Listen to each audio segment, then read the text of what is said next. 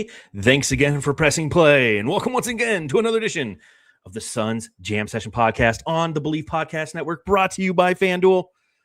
What a game for the Phoenix Suns, huh? Look at that final score, 108-105. They take on the defending champs. They take on the best team in the NBA, and they win. A huge victory for the Phoenix Suns. And I don't know about you. I haven't looked at my bet because I had one of those really weird parlays on FanDuel. It's like, points plus rebounds plus assists. Devin Booker, 34.5. I don't know if he got all the way there, but I don't care tonight, man. I don't care. Some nights you bet to make games more interesting. Other nights you bet because you want to be engaged. And other nights you don't give a shit if your parlay hits or if it doesn't. Because when your team wins, it feels good. And we're going to talk about that and much more on this edition of the Suns Jam Session Podcast. Make sure you subscribe, like, rate, and review. Hit that thumbs up button. Let's get into this one.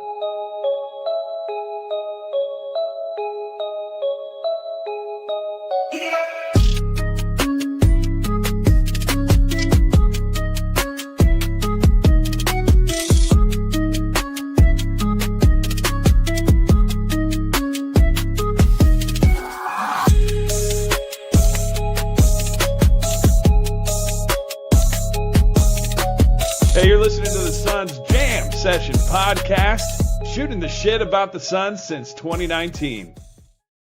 What is going on? And welcome to the show from the Fanning the Flames podcast, Dan Duarte. Dan, how you doing, man? What's up, buddy? Been a while. Long time no talk, long time no see. How you doing, man? I'm good. I figured as we go through this period in Suns Jam history where Matthew Lissy's out, had a baby. Congrats, Matthew. Yeah, wow. Yeah, he's a daddy, a boy dad, not a girl dad like yourself. But at the same time, he's pulling the late night, and I hope he caught this one. But I figure I'm like, let's play some old hits. I've had some old friends on. It's like, let's have Dan on the pod. It's been a minute. It's been a while. So let's talk about this. Happy to do it. Dude, you came on a good game because last time we played OKC, I had Flex on, and it was we had gotten 49-point loss. I was going to say it was like 50, right? Yeah.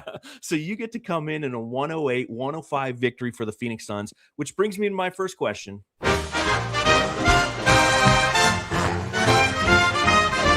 Matthew, I've got to ask. Dan, I got to ask, is this the most impressive win for the Phoenix Suns this year? 1,000%. It's not even close. We've had some good games. We've beaten the Spurs twice. Yeah. We've owned the Lakers, but I wouldn't call those impressive because those Lakers teams are paper tigers. Yeah. This was an absolutely fantastic game. I mean, the Suns were down 18 points early, and they fought back. What did you see from this team as it pertains to fight, grit? I mean, how did this happen? Let me start. How did this happen, Dan? Jordan Ott, dude. We have a fucking coach on our hands. That's nice? What we have. Dude, we have a coach. Are you kidding me? Hey, do you remember last year when Bud would refuse to play Colin Gillespie? Yeah. Colin Gillespie could, if he wasn't starting so much, he could easily win the Sixth Man of the Year award. Yeah, it's crazy, dude. Jordan Ott has these guys carrying. They all play hard. They're all on defense. They're all bought in. Devin Booker, everybody's bought in on defense. And nobody panics. You don't see anybody flipping out, taking bad shots after they get down by 15, 16 points. Like everybody's just they're very level-headed through and through. And it's very impressive. And that all comes down to coaching. Like, here's the thing, like you really can't coach talent, right? Like if you have the talent, you either have the talent or you don't. Yeah. You can coach the hard work. You can coach the, hey man, you're going to run through a wall for me. And these guys have all bought in. And it's so great to have this win right after the old man, the three pod that they were on, or the whatever podcast they were on. Cause it was like, it was perfect. Like, it was almost like they put this game up on a tee and they were like, fucking Jordan Goodwin with 8 threes. Like insane, dude. Like, it's just, this was impressive. And honestly, like, early in the year when they almost beat OKC, I don't know if you remember that game. Mm-hmm. Well, they lost by 4. I would have said that was like maybe in the top 5 too. Like it wasn't a win, but like the way they fought in that game, I was like, okay, yeah. But this 1,000% as so far to me is the signature win of the season. I know the Minnesota game where we came back was great, but like OKC being, I mean, we're what, one of 5 teams because the Spurs have beaten them, what, twice? 3 times. 3 times. So we're one of 4 teams that have beaten the fucking Oklahoma City Thunder. I think So, only well, this is their 6th loss. So yeah, we're one of 4 teams. That's impressive. Yeah. And I completely agree about Jordan Ott. Let's play his drop. He's Jordan Ott, the best coach Sparty money has bought. Yes, he's Jordan Ott. Oh my God. That was the first time I've had the pleasure of seeing that, dude. That was great. They only get worse from here. I'll say this, and you hit on a great point, though, Dan.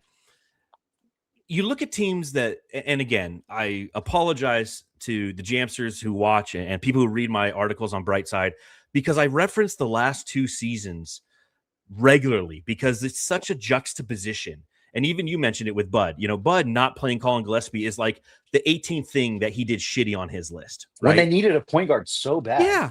Like it was obvious. And then when he put him in at the end of the year, it's like, oh, this guy might be something. Interesting. Maybe we should explore that more. He's like, no, go to the bench, young CG12. But the thing that you mentioned, and I think that this is valuable, is the fact that the Phoenix Suns tonight, under the guidance of Jordan Ott, stayed true to their identity and keep playing a Suns brand of basketball, even though they got punched in the mouth. I mean, they went down 11 and then they fought back to 7, and then they went down 15 and then they, got it down to 7 and then, or 4, and then they got it to 8. They were down 18 and they kept coming back. And that's the difference between this team is they didn't panic. As you mentioned, teams the last 2 years, when they'd get punched, they went into isolation mercenary basketball. It was like, hey, the only way we're going to get this back is if KD takes 20 shots, or it's take turn KD and Booker time, and everybody else is standing in the corner, be like, like a Jordan Goodwin type. Obviously, he wasn't on the team last year, but standing in the corner, be like, man, I'm so wide open over here, but no one's passing me the ball. Oh, Kevin, he took another shot. Oh, he made it. That was a tough shot, but still, this team sticks to their guns, continues to play a Suns brand of basketball, and I thought it was interesting in this game because I felt like, in the third quarter, especially a quarter in which the Suns outscored OKC 32-24, OKC came out and tried to punch the Suns with an OKC brand of basketball, and the Suns punched them right back, with like Lou Dort trying to flop and flail. And there was a moment in the game where it's like Lou Dort draws an offensive foul off of Royce O'Neal, and then they go down the other end, and then we draw one off of him. And then next play, Booker gets a defensive foul on Lou Dort. He loses his shit. He gets a technical foul because he's not used to that happening. So I'll ask you this question. How annoying is Lou Dort? Oh, well, how annoying is just the Oklahoma City team in general, dude? They're becoming really the hard new to watch. Warriors. They're becoming the new Warriors, and everybody knows, this is well documented. I've never been a fan. I think Steph Curry, I cannot stand Steph Curry. Yeah, you're very anti-Steph. I respect that he's the best shooter of all time. He's a great player, but I can't stand him. And those Warrior teams, I couldn't stand either. And Oklahoma City, I think it's just that team. It's what happens, right? When a team becomes a dynasty, that's what happens. I'm a hater to a fault. So if Oklahoma City looks like they're going to win the next 3 out of the 4 championships, I don't like them. Like, I don't like the foul baiting by Bingo. fucking SGA. Like, that was on full display today. And like, there was a couple times where he didn't get it, and it was awesome to see. I was like, good on the refs for not calling that shit. But there was a couple times where it was like, oh, okay, well, there it is. That's what we were waiting for. Yep. And it's just one of those things where I'm just like, man, like and that's what ends up happening, right? You either die a hero, or you live long enough to see yourself become the villain. Yeah. And unfortunately, the 2021 Sun died a hero and did not see themselves become a villain because they didn't win their championship. But that's not what we're talking about. But now we're on our way we have a team full of villains. So it all works out in the end. We are. At least on January 4th of 2026. Yes. Now, see, I'm not as much of a hater as it comes to those Warrior teams, although I was just annoyed by continual success, as a lot of people are. Like, I don't like Alabama football. I don't like New England Patriot football. Dodgers baseball. Hey, that's the only one I'm okay with. It's like, hey, about time I get to root for one of these teams that fucking buys championships. But when you look at the way it's the style of play, because you mentioned Dodgers baseball, but what I like about Dodgers baseball is they play the game right. Now, granted, I get it's with inflated salaries, but they play the game right. They beat you with pitching and defense, and then Ohtani hits some dingers. When you watch OKC play, they don't play it right, in my opinion. They do flail too much. I forget who said the stat. It was probably Ryan Russillo on podcast probably about 6 to 8 months ago when he was saying, like, there's no other team in the NBA that reaches out to the league office consistently about fouls than OKC. They're known to actively go, you know what, we're going to foul you early and often and be as physical as possible in the front end of the possession because we know that the officials aren't going to call it. And when you start to see a team hang in there with them, go punch for punch, blow for blow, it frustrates them. It took them a little bit out of their game. And yes, SGA wasn't getting calls that he was earlier or has this entire Oklahoma City Thunder run.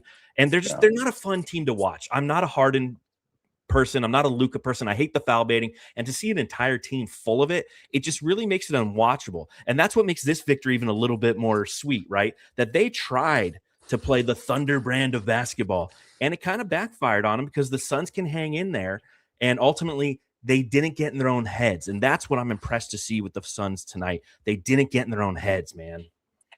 Yeah. I think the Suns are the NBA equivalent of the motherfucker, right? Yes. They're the motherfucker. Like, hey, okay, I don't give a shit. Hey, we see your MVP, SGA. We see your guys' championship. Cool. Not tonight, motherfuckers. Like, minus the 50-point loss, obviously. That's when. Yeah, but no Booker in that game, right? You know, I mean, that was a game with no Booker, no Jalen Green. You know, I mean, wasn't that the Cup. NBA Cup too? Yeah.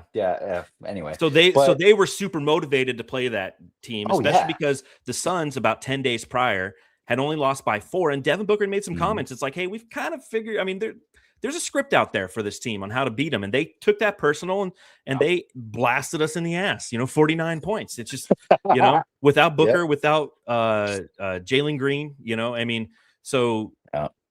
Second or third time that we've played this team, we still have to play them 2 more times. I still don't like the fact that we have to play them 5 times, but we're on the list. Fucking crazy, dude. I know it sucks. The Lakers and the Lakers, which I'm thankful for because they suck, and OKC are the 2 teams we have to. 10 games of our 82 games are against those 2 teams low because that stupid fucking cup. Dude, we should be 3-0 against the Lakers. We should be. Absolutely, we should be. Yeah, totally did. But now Lakers fandom. I wrote a whole article published on Brightside today about how the Lakers fans are just salivating over having a player like Dillon Brooks on their team because Bleacher Report, Dan Favale put out an article saying like, hey, 3 trades every team should do. The Lakers should trade for Dillon Brooks. It's like, yeah, and everybody's like, yeah, we want that. We need that. We need that. I'm sure they should. Yeah.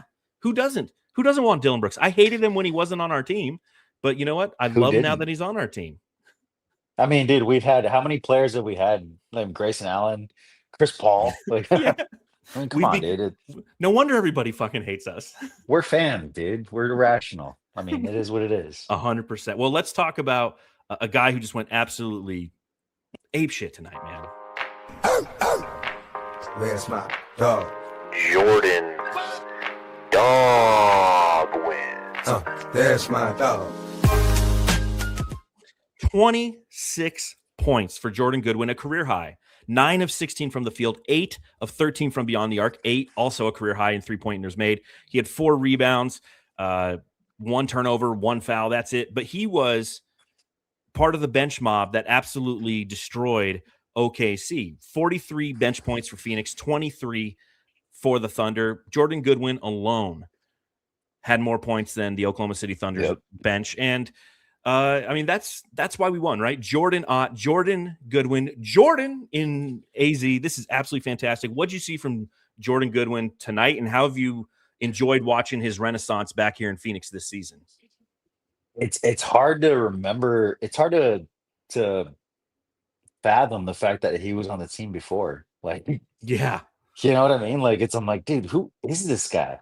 Like, he's fucking doing 10. He's, made me play some crazy bets on him just because he's so fucking like random. He'll have 15 fucking rebounds. I mean, they haven't paid off yet, but they will eventually. They've been paying off for me. The key with him is if you can get him on an alt points plus rebounds plus assist line at like 16.5, you're living pretty good. I wish I That's would have not taken bad. that one.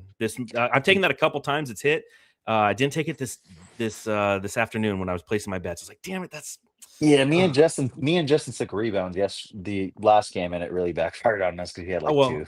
I bet on him last game to go 6 rebounds. He ended with 2. I was like, of course, I shared it with like 3 people. I was like, hey man, this is the line I've been talking about. He gets 2, and like those people have blocked me. They're like, we're not talking to It's you. You don't know okay. what you're Well, talking about. you know what, dude? Friends don't get mad at friends for sending them bad bets. Yeah, exactly. Hey, it's like, hey, I'm So, doing this out of love, but not out of hate. yeah, exactly. You know what's great? You know what I love even more about Jordan Goodwin is that the fact that we got him because the Lakers had to cut him Yes, because they they had wanted to Marcus keep Smart. Bronny and No, they it had was to keep Bronny. yeah.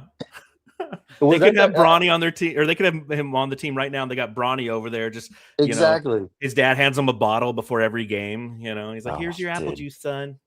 that's awesome. But yeah, that's even great that we took him from the Lakers. You know, Yeah, it's fantastic. And again, a great game from and when he played with the Suns that first stint, obviously came over in the Bradley Beal trade. And some could say that the best player in the Bradley Beal trade since that trade occurred is Jordan Goodwin, because Bradley Beal hasn't done shit since. that's Chris crazy. Paul is retired and kicked off of the Clippers, and Landry Shamet, he's on the bench in New York, still probably injured. But when he was here his first time, I remember his aggressiveness on the defensive end, and it stood out like a sore thumb because no one on the team played with such aggression and grit like he did. But his offensive game was not there. Today, the offensive game was there. I mean, corner 3 after corner 3. And that's kind of OKC's game plan, right? They're okay with giving up the corner 3 because they want to jump passing lanes out on the perimeter above the break and clog the paint. So if you're trying to pass it around the perimeter, they're going to try to jump it, and then they recover towards the paint. And if you can find those corner 3 opportunities and hit them, you're going to have a good night. Now, you got to remember the Suns, to start this game, first quarter, 3-pointers, 3 of 13. Second quarter, 3 of 9. In fact, in the first half, the Suns were Jordan Goodwin had as many threes as the entire team. He was like 3 of 6. The team was 3 of 16. They finished the night shooting 17 of 43, 39.5%. So that's 52.4% in the second half. Absolutely huge. And Jordan Goodwin was the tip of the spear, man. And here's the thing. Here's the thing with that. I'm glad you brought that up because I was thinking about that earlier. We were talking about the comparisons between last year's team and this year's team, and how this year's team has so much more fight.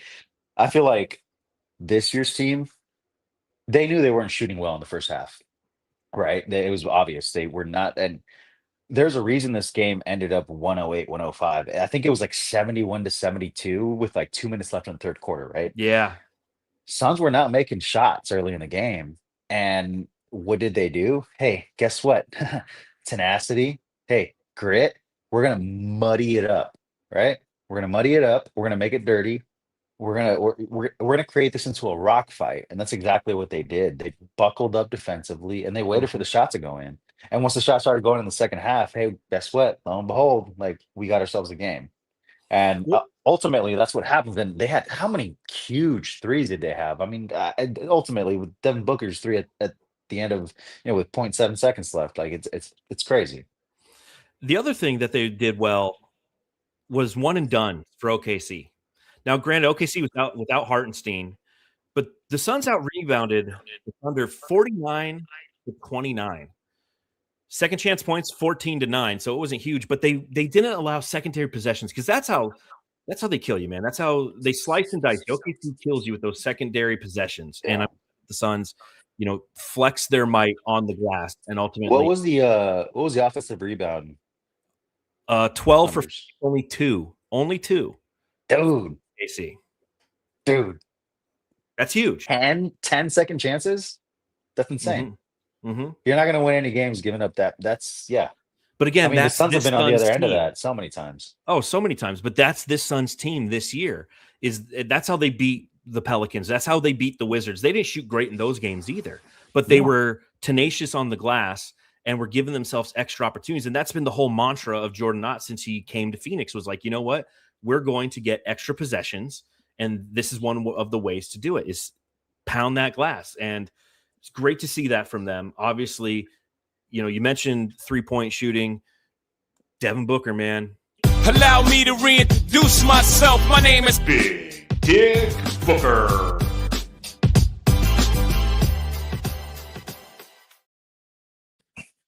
Booker ends with 24 points in this game. He only had 6 at halftime, so he really showed up in that second half. He hits the three-pointer that ends the game, right? A 35-foot three-pointer going left with Alex Caruso on him. Not the shot that I wanted him to take. Me either. Once I saw him go ISO against Caruso, I'm like, I know exactly how this is ending. Booker's going to pop left and shoot a fadeaway three from way too deep, and we're going to overtime and losing this game. Thank you, Devin Booker, for hitting that fucking shot. Am I right? Dude, with no hesitation, though. That's why they call him Big Dick Book, because he was like, all the confidence in the world. He's like, Devin, okay, Caruso, one of the best defenders in the NBA. Cool. Hey, so watch this, dude. Hold my beer. And he just fucking drained it in his eye, dude. Like, and it was just what it reminded me of? What game was it what was the game where I don't know. It was a recent game where he had to.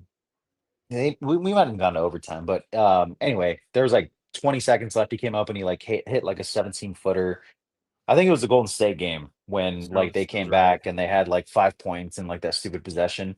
He came up and he made that too. Yeah, that's what it was. That's what it was. Same thing. All the confidence in the world. He's like, this shit's fucking going in, and that's how I felt this possession too. So, I mean, it's been, dude, Book's one of the best years of his career, if not the best so far. And it's funny because you look at the 3-point shooting percentage, and everybody's super down on that. They're super down on the fact that he's relative to career points, it's lower than what we expect, but we're winning games. He's doing what everybody, and I've said this numerous times on the pod, but he's doing what every team needs and every person on this team is doing. They're playing their role appropriately. He's playing his role appropriately. They don't want him to go for 45 every night.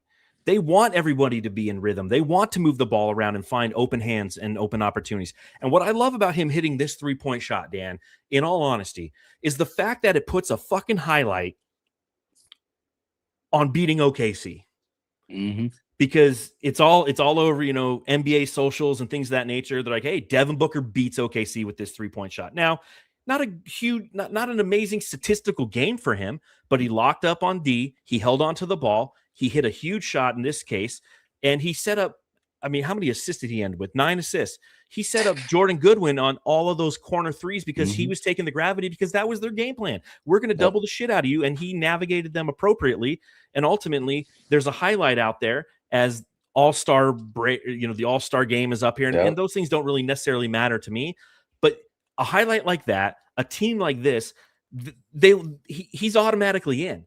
This is this one moment right here is defining enough to get him an all-star nod, because how can you not at this point? It's like, oh, the Suns, a 7th seed fighting for a 6th seed, beats the best team in the NBA. They've been playing. Everybody is, I know that you don't like Bill Simmons. I listen to him all the time. And I listen to him all the time. He pisses me off sometimes. Me too. Yeah. Me too. Like I haven't missed a podcast from him in probably 10 years.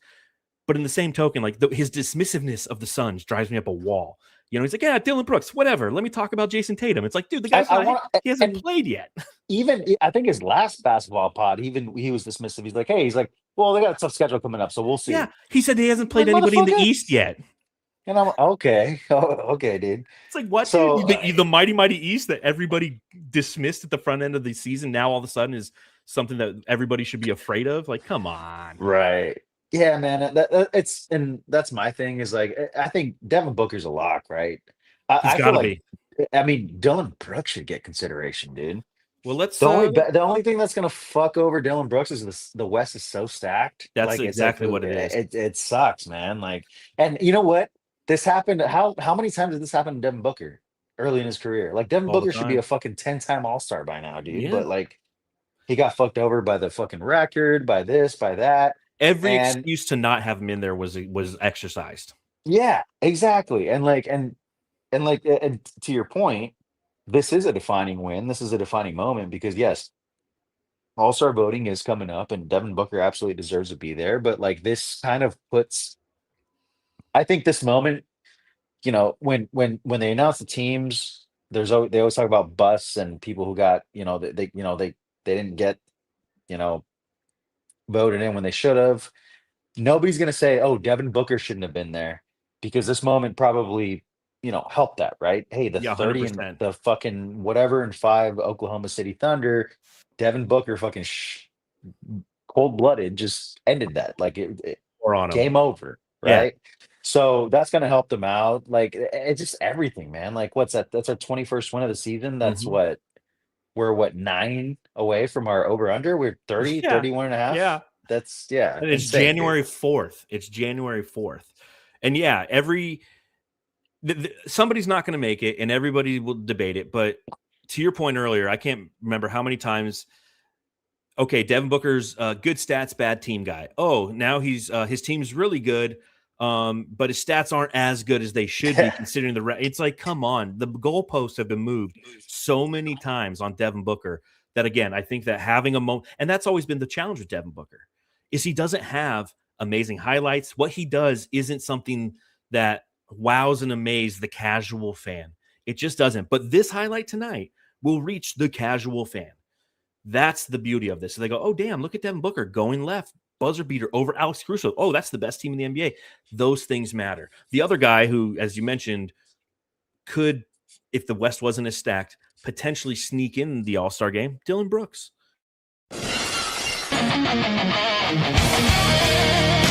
Dillon, the villain.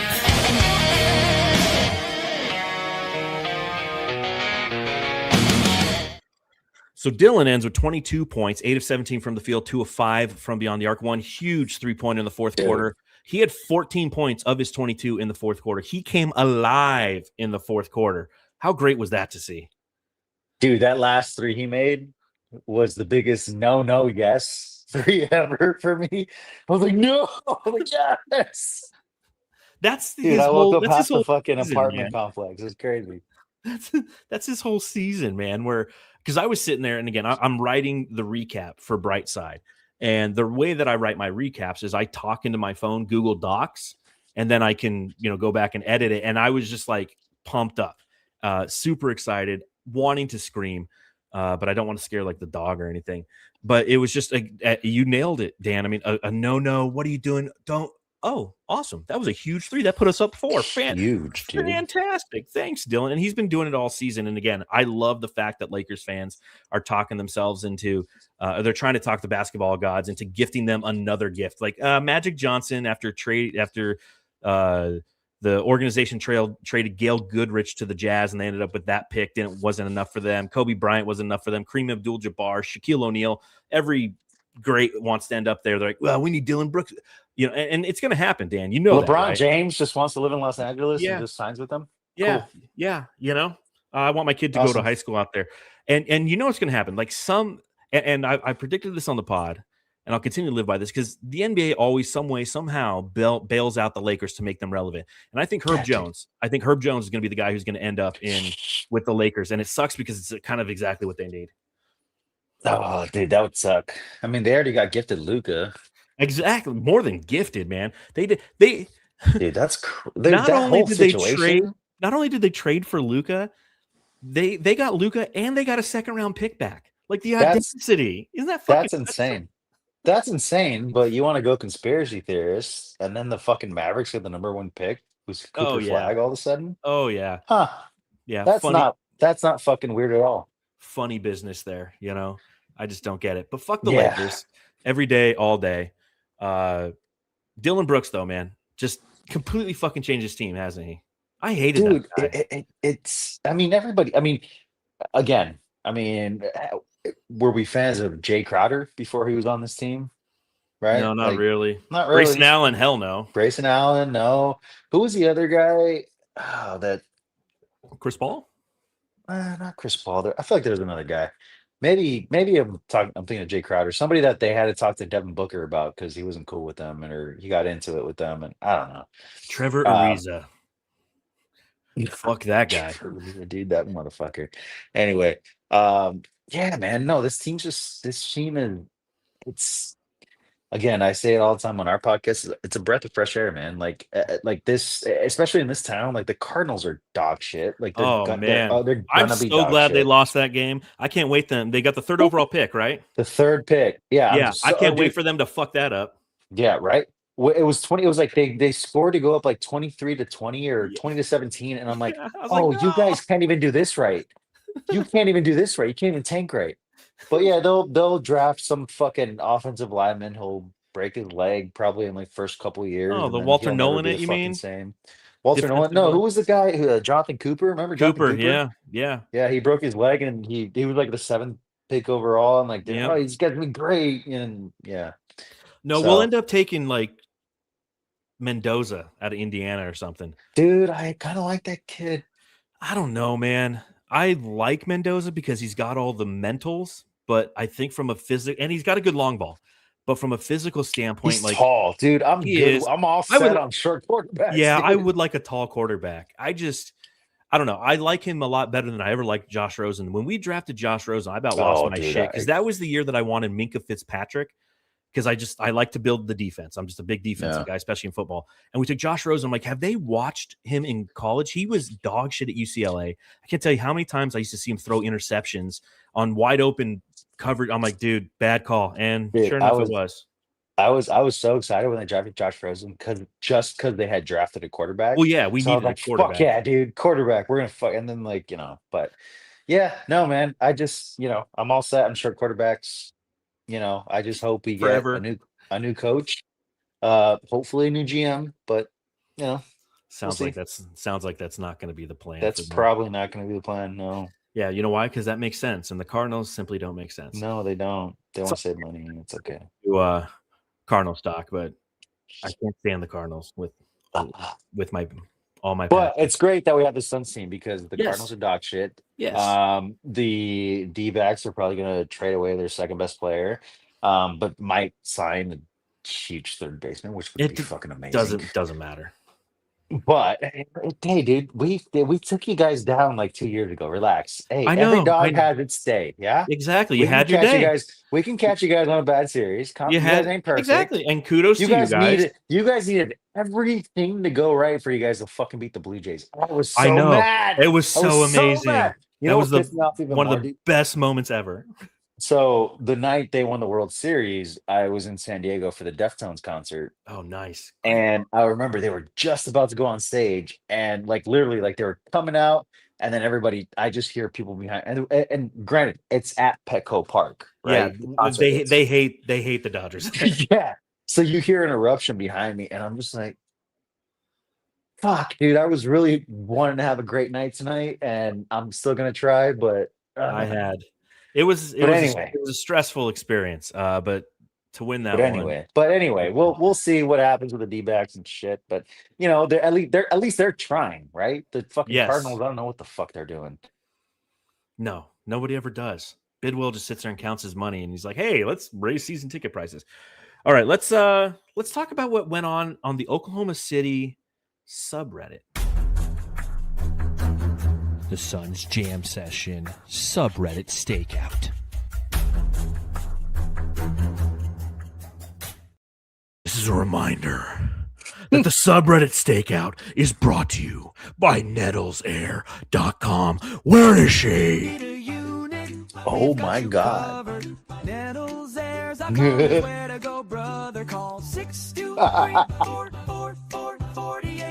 The fuck, dude? Nobody warned me about this. We've been doing this shit for a long time. This is great, dude. All right. Because I don't watch, I listen. Well, this is what the Oklahoma City Thunder had to say about the Phoenix Suns. Where is she? Dillon Brooks is a bitch. That's standard. Every subreddit says that. Dillon Brooks is such a flop tart. Flop tart, like that. Instead of I kind of like that flop tart. Yeah, totally. The great thing about going to these subreddits, I'm like, I learn new terminologies, and I'm like, I'm gonna incorporate that in my daily speak. Well, you know what we should call? Well, we should call the next like pussy that plays against the Suns a twat part. Twat part. I could do that. Let's see. Wait, a twat tart. Twat tart. Pop twat. No. Wait, pop tart. It needs some more Twat tart. trumping. A twat tart. Twat tart. Twat tart. If the Suns aren't playing unethical basketball right now, then no one ever has. It's like, listen, the best thing about this, I'll just continue and then I'll have my rant. Dillon Brooks just ran into him and got the call. That's hilarious. Boo, the refs. We got a flop off. This is a great comment. The narrative has officially changed how games are called. The narrative. Hearing Oklahoma City Thunder fans bitch and moan about free throw disparity, about not getting to the line. Now, granted, the Suns shot 10 more free throws. 29 free throws for the Suns, 19 for the Oklahoma City Thunder. Not an amazing disparity, but it was one nonetheless. But to hear them complain on their subreddit, I kind of fed off of it because I'm like, you know what? It's the lack of self-awareness. Even when I go to Lakers subreddits, they'll talk about the free throw disparity and they're like, yeah, but we also get like every call. So at least they're self-aware. Thunder fans aren't self-aware yet. Thunder fans don't realize, and I've interacted with a few of them on Twitter, and I refuse to do so anymore. In 2026, I'm just blocking the shit out of anybody who I don't feel like talking to. But I like Thunder, that, buddy. Yeah, fuck them. Thunder fans are so unaware that their team is despicable to watch. They're annoying to watch. That the grifting is repulsive. They're just completely unaware of it. I like that word that you use, grifting. That's what it is. It is. It's They're 100%. grifters. The OKC grifters. I tweeted that. I know I'll get 5 or 6 Thunder fans who will respond to that at some point tonight, and then I get to block them, and that's going to be fantastic. All right, a couple more things on the subreddit stakeout. Getting real tired of them getting 2 shots every possession. And then a level comment. I normally end with a funny one, but this is a level one. The minute we ain't up by 20, this sub has a legit meltdown, which was true. The Suns Jam Session subreddit stakeout.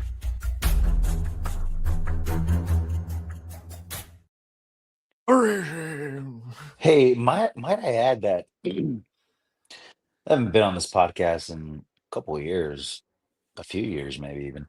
Your guys' segments have significantly gotten upgrades. I And I like it. appreciate it. I appreciate Good job, buddy. You guys have been doing work. it. Good Yeah. work. Good job. I'm a nerd, and I just come. So am I think things are funny, and so I So put am them I. on here. Hold on. Let's see what we got. Oh, I don't. You probably can't see. I got. Is that Red- Wolverine? Wolverine. I Yes. got Red Hulk. I got Dude. whiskey and sun stuff. And Yes. yes. Wolverine, probably my favorite comic book character. gotta say. Wolverine. I have he's in my top 3 with Batman and the Punisher. Batman, the Punisher, and Wolverine are my top 3. Yeah, see, I think mine would probably be Batman. I don't know, number 1. Wolverine's probably number 1. Batman probably number 2. 3's tough. I really liked the Spider-Man comics when I was younger, and it kind of taught me how to draw. Like I read a lot of the Spider-Man versus Carnage. Oh, dude. Those were Did you ever play amazing. Maximum Carnage on Super Hell Nintendo? yes. Bro, one of my Dude. favorite fucking video games of all time. Yeah, So so fun. it's tough because So hard too, so tough. because you It's had funny. to play it all the way like through. You couldn't save it. You know. I just I threw my back out yesterday, which sucks. Being 40s sucks, dude. Like if you watch me I'm walk getting around, there, dude. I'll be 37 next month. So. oh man, it gets bad. I literally, like, if I was to get up and walk right now to the bathroom, I look like a C. I'm so bent over, like ice. And the reason I did it is Like a C. it's horrible. My wife's like, "Can I buy the letter C?" I'm like, I'm hurting. It's like Tylenol, ice packs. I mean, it just sucks. I'm in misery. But the way I threw my back out is yesterday we bought a Switch 2, right? Oh hell yeah! You know, because I want to play all the old games, and you can play all the old games. Yeah, dude. Like my wife and I were up till like 2 a.m. playing Donkey Kong Country from Super NES. It was like one Bro, of my the favorite fucking games. the train one, the fucking Dude, I could send you a text right now. My wife is dying over and over again because I thought it was hilarious. The mind level is insane. But I threw my back out, like the mind Pull it- level. That's what it was. Yeah. pulling out, you know, like our entertainment center, and I twisted just funny, just enough. Fuck, And dude. But yeah, I got to look and see if they got Maximum Carnage on the Switch too, because I would play the shit out of that as an. Those are always tricky because of the licensing, because they're like Marvel and Sony and all that shit. So it's always tough. But dude, yeah. But yeah, anyway, I don't know how we got on that tangent, but like, yeah, dude, the Punisher, Batman, and Wolverine, dude. And then we got Wolverine coming up in Avengers Doomsday. Oh, yes. It's going to be good stuff. It's good to be nerds. And remember, everyone who's watching or listening, we know you're a nerd too. Everyone is a nerd. Anyone who's watching and listening to this, you're a Suns nerd. Because if you're if you're watching a podcast on YouTube, you're a fucking nerd, dude. Yeah, and I love you for it. I thank you. Hit the thumbs up button, you fucking nerd, cool, you man. Like, yeah, come on. Yeah, we love you. I mean, there's what 765 people watching right now. So are there really? Holy shit! You guys are all nerds, and we love you. Look at you guys, fucking moving up in the world. Holy shit! We have like 4 people that watch ours. It's just me just trolling you guys. I'm such I just do it to Justin. So there's 3 of us. There's 3 of you guys. I just do it to fuck with Justin because I'm like, hey, read this, it'll throw him off. But dude, he can't focus with those fucking comments, man. It's fantastic. Hilarious. Anything else that you saw from this game that you want to talk about in this beautiful 108-105 victory over the OKC Thunder? Because I've got one thing I do want to talk about just briefly. The only thing was Colin hurt. Colin Gillespie hurt. No, he was out there. He was a little off. Yeah, it took him, I think, until the third quarter to hit a 3-pointer. The shot was off, but I kind of noticed he was getting taken out at different times of the game than normal, maybe, or maybe that was just me. I don't know. Here, I'll play his drop for you. Your villain junior is Colin Gillespie.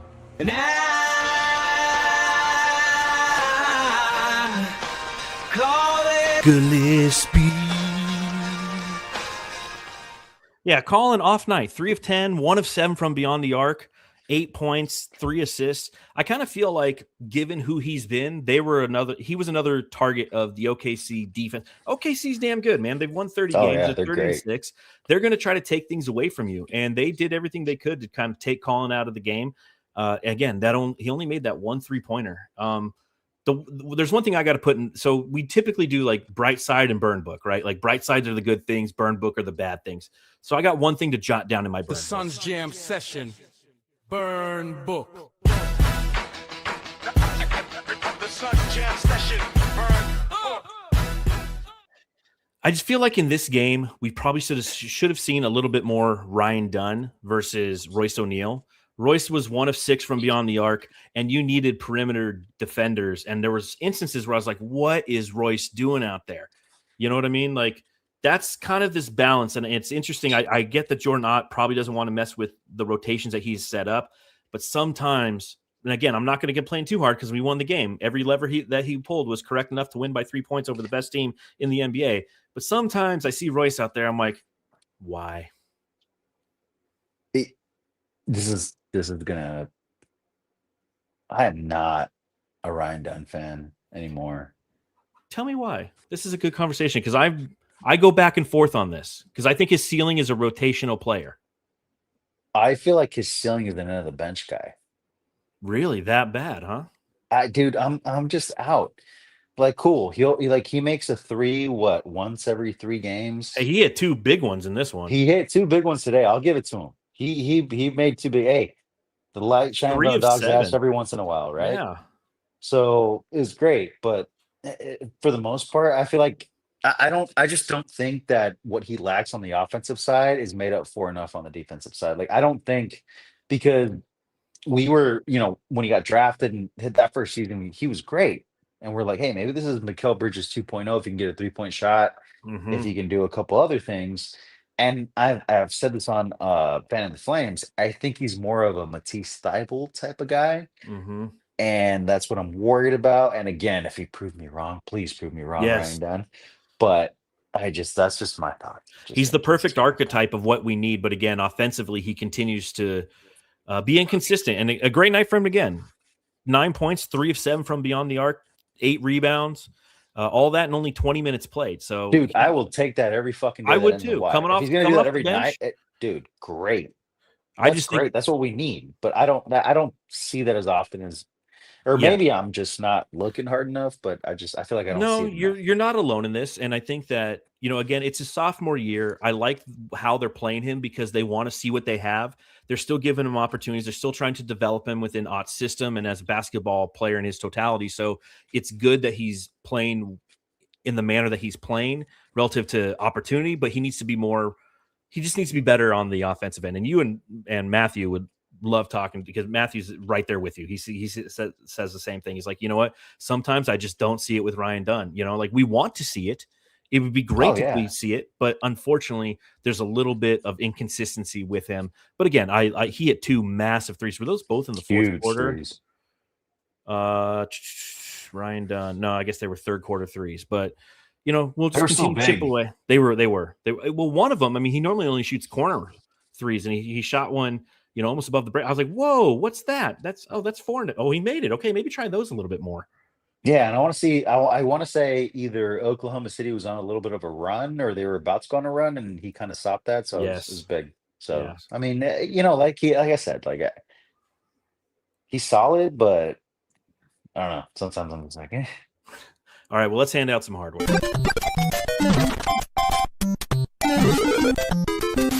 Jam star of the game. All right, Jamsters, a reminder, subscribe, rate, review, hit that thumbs up button, and let everybody know where you like to go after Suns games right here on the Suns Jam Session Podcast, the original post-game podcast on Planet Purple, brought to you by FanDuel, where, again, if you go there and you use promo code, I don't know, we don't have one, but we're sponsored by them, so go there and do good things. I like to hang out on FanDuel. Are you a FanDuel guy? You're a FanDuel guy. You don't like DraftKings. Hell yeah, dude. Yeah, we're FanDuel people. Yeah, we're FanDuel people. You know why I like FanDuel better than DraftKings? Because you can share your bets with your buddies. And if you try to do that on DraftKings, you have to invite them to a room where the bet is. And it's like, nah, they're trying to make DraftKings into Twitter or something. And that's not a good thing. No, because our thing is me and Justin fucking go back and forth all the time. It's just it's a link. I'm like, here you go, buddy. You click on it. This is my bet. It's already loaded. Follow or you can't. So exactly, and you can adjust the legs too. You're like, ooh, I really like what you're doing there, but I don't know if a triple double for Devin Booker is going to happen tonight because it's never happened in the past.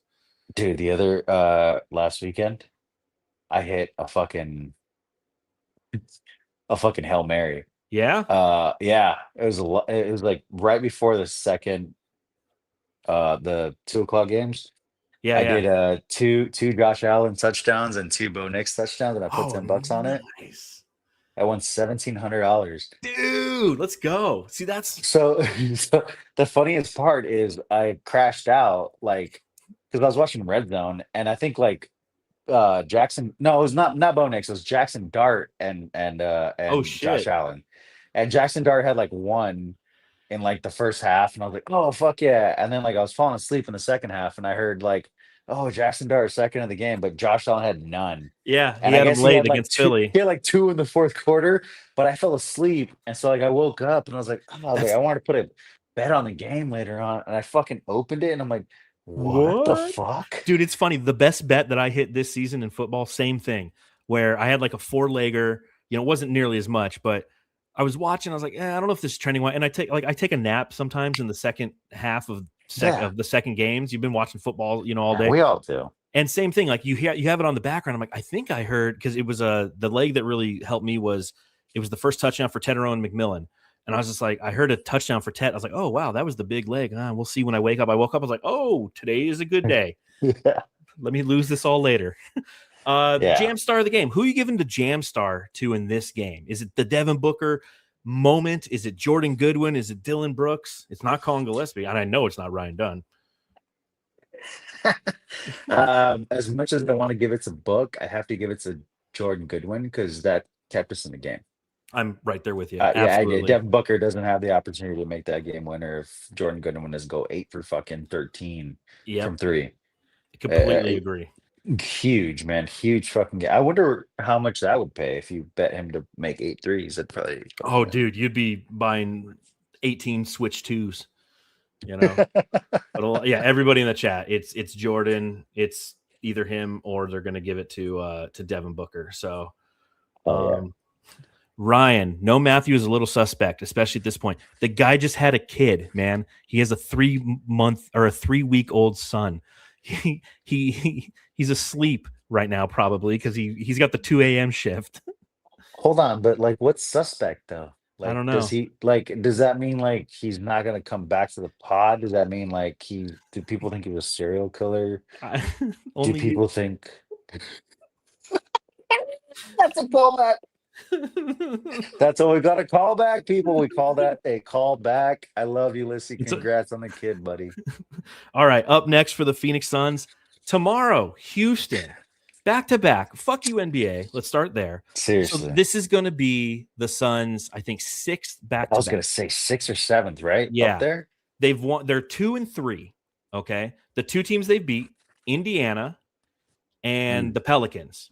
The 3 teams they've lost to: Houston on the second night of back-to-back, and Denver twice. They've played Denver twice, and 2 of the times are on the second night of a back-to-back. They're playing Houston for the second time on the second night of a back-to-back. Fuck you, That's NBA insane. schedulers. That's horseshit.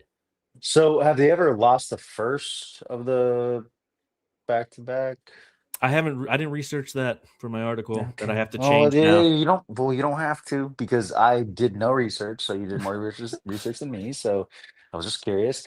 But It's a no, good that's question. fucked up. So I'm assuming tomorrow. I don't know.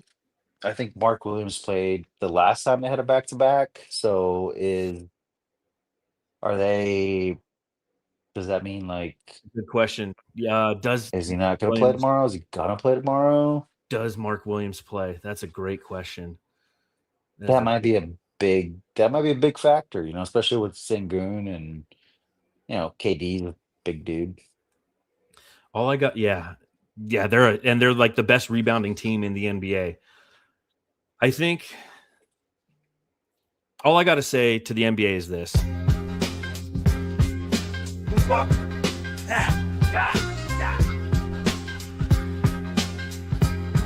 Fuck that guy. That's right. That's Dan Duarte's voice. Love it. Right there. Love it. Fuck the NBA for these schedules. Yeah, I think that is the most important question is, does Mark Williams play? I looked at this 2-game stint and I'm like, hey, if we can go 1-2 out of playing Oklahoma City and Houston back to back, now I'm getting greedy, Dan. I want both. Both. I'm getting greedy too, but like the what they did by winning the first game, like you're playing with house money. Let's go fucking get it. Hell yeah. Hey, guess what? You know what's great? Guess what? Tomorrow, everybody's loose. Everyone's loose. Hey, we just fucking beat the defending champs last night. Fuck you, Kevin Durant. Oh man, it's gonna be good. Just listen. Fuck off. It's gonna be great. Come on, dude. Bill Simmons tomorrow morning when he completely just doesn't care about us. David Ray in the chat says Suns are 1-4 in the first of back-to-back games thus far this season. So that only win was against New Orleans when we played them on consecutive nights over a week ago. So interesting. So you mean to tell me that the Suns in back-to-backs, if Mark Williams plays in both games, they're 2-0 in those games? That's what that tells me. So they better play him. And Mr. Devin Mitchell in the chat says, is Jalen definitely going to be back after the Rockets game? My guess is yes. He was at shoot around tonight. Looked like he was, ramping it up a little bit. I'll tell you, it'd be amazing if he came back tomorrow night against the Rockets that'd be in so Houston. great. His former team. Let's fucking do it, dude. Like that would be fantastic. I doubt it happens, but that'd be great if that happens. I don't think this coaching staff and regime is so much into storylines. Nope. They're in they don't give a fuck. They don't give a fuck that the Rockets were Jalen Green's previous team. Yep. They care about winning and putting their team in the best and their players in the best position to be successful. So great. So we'll be coming to you live right after the game tomorrow night. Jamsters, appreciate you taking some time and hanging out with me. Dan, good to have you back on the pod. Tell everyone where they can follow you, my friend. I'm at Dan Duarte 1 on X. That's really the only place you can find me. Well, you can also find him on Fanning the Flames at Fan the Flames NBA on Twitter. NBA.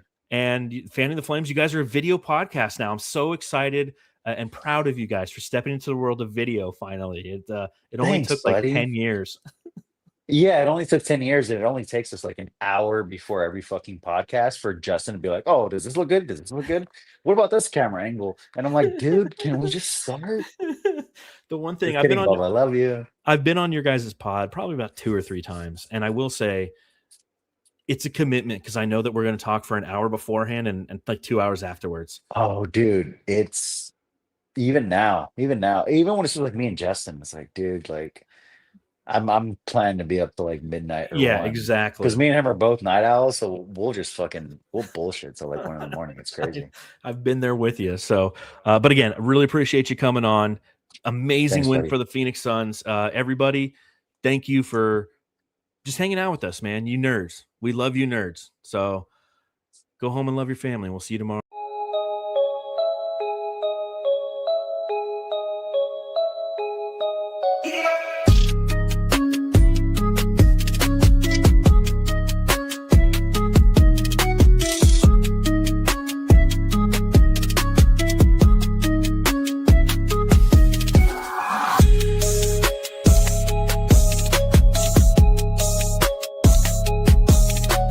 Hey, you're listening to the Suns Jam Session podcast, shooting the shit about the Suns since 2019.